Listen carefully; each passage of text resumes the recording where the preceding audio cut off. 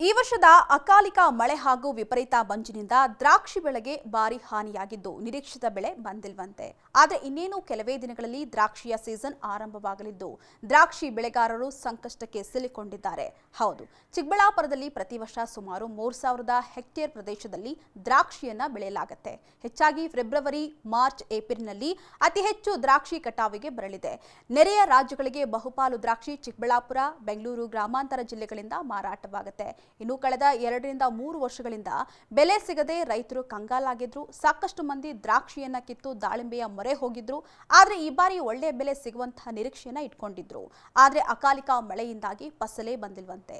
ಹೌದು, ಸಾಮಾನ್ಯವಾಗಿ 1 ಹೆಕ್ಟೇರ್ಗೆ 10 ರಿಂದ 15 ಟನ್ ದ್ರಾಕ್ಷಿ ಬೆಳೆಯುವುದು ಸಾಮಾನ್ಯ. ಆದರೆ ಈ ಬಾರಿ 5 ರಿಂದ 8 ಟನ್ ವರೆಗೂ ಫಸಲು ಸಿಗುವಂತಹ ನಿರೀಕ್ಷೆ ಇದೆಯಂತೆ. ಸದ್ಯ ಮಾರುಕಟ್ಟೆಯಲ್ಲಿ ಪ್ರತಿ ಕೆಜಿ ದ್ರಾಕ್ಷಿಗೆ 100 ರೂಪಾಯಿಯಿಂದ 150 ರೂಪಾಯಿವರೆಗೂ ಬೆಲೆ ಇದೆ. ಏಪ್ರಿಲ್ಗೆ ದ್ರಾಕ್ಷಿಯ ಸುಗ್ಗಿ ಆರಂಭವಾಗುತ್ತೆ. ಈ ವೇಳೆ ಹೆಚ್ಚು ಡಿಮ್ಯಾಂಡ್ ಇರುತ್ತೆ. ಹೀಗಾಗಿ ದ್ರಾಕ್ಷಿಯ ಬೆಲೆ ಹೆಚ್ಚಾಗುವಂತಹ ಸಾಧ್ಯತೆ ಇದೆಯಂತೆ. ಆದರೆ ಈ ವರ್ಷ ಹೆಚ್ಚಿನ ಬೆಲೆಯು ನಿರೀಕ್ಷೆಯನ್ನ ಇಟ್ಕೊಂಡಿದ್ದಂತಹ ಬೆಳೆಗಾರರಿಗೆ ಹುಸಿಯಾಗಿದೆ. ಇನ್ನು ನೆರೆ ರಾಜ್ಯಗಳಾದಂತಹ ಮಹಾರಾಷ್ಟ್ರದಲ್ಲಿಯೂ ಕೂಡ ದ್ರಾಕ್ಷಿ ಫಸಲು ಹೆಚ್ಚಾಗಿ ಬಂದಿಲ್ವಂತೆ. ಹೀಗಾಗಿ ಅಲ್ಲಿ ಶರತ್ ಸೇರಿದಂತೆ ನಾನಾ ತಳಿಯ ದ್ರಾಕ್ಷಿ ಬೆಳೆ ಗಗನಕ್ಕೆ ಏರಿಕೆಯಾಗಿದೆ. ಹೀಗಾಗಿ ಚಿಕ್ಕಬಳ್ಳಾಪುರ ಜಿಲ್ಲೆ ಸೇರಿದಂತೆ ನಾನಾ ಕಡೆ ಇತರೆ ತಳಿಯ ದ್ರಾಕ್ಷಿ ಬೆಲೆಯೂ ಕೂಡ ಏರಿಕೆಯಾಗಲಿದ್ದು ರೈತರಿಗೆ ಖುಷಿ ಕೊಟ್ಟಿದೆ.